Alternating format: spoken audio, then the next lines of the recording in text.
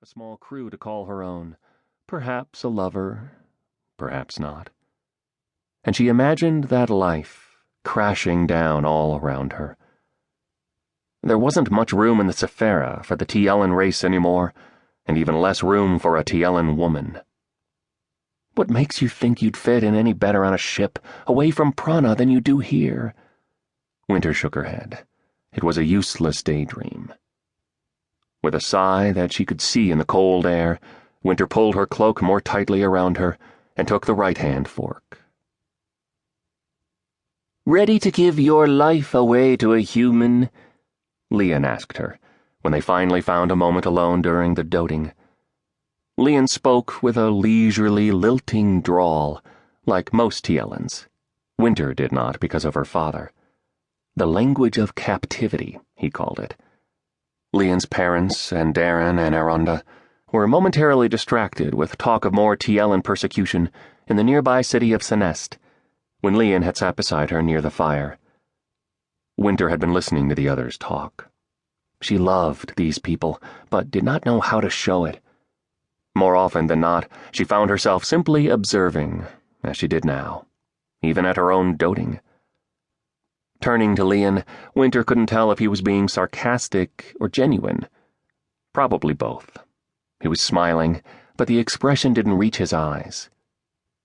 "Not is a good man," Winter said, though the words felt worn from frequent use. "Humans aren't all bad, you know."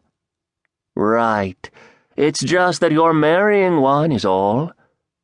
"I don't trust humans, but that doesn't mean I hate them. You're much better at that than I am." Lian's eyebrows rose. "But this one you trust?" Winter didn't say anything. Trust had always been a rare commodity for her. She suspected it was the same for every Tielen. Humans cheated you, betrayed you, and would take everything you owned if you let them. Some Tielens would do the same. If she was honest, Winter only trusted a few people. Herself, and her father certainly. Gord, Darren, and Aronda, and Lian too. Not was not yet close enough to count.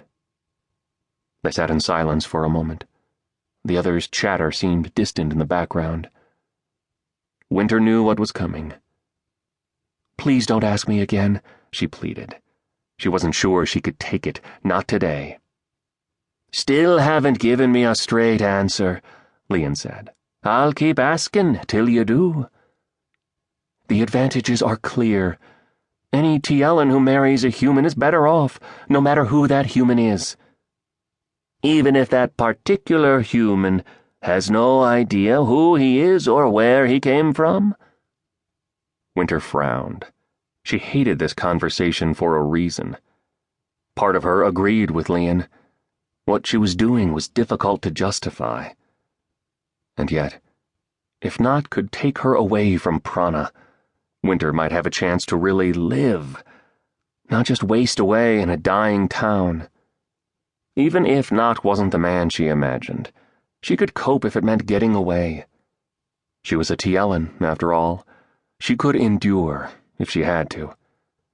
And perhaps if she left, she might find somewhere she belonged. "Do you remember that time you nearly drowned?" Lian must have grown weary of her silence. "That summer, when we were young." Winter blinked at the question, but couldn't stop her lips twitching into a grin, however slight. "Which one?" she asked. Lian smirked. "I suppose nearly drowning was pretty common for us back then."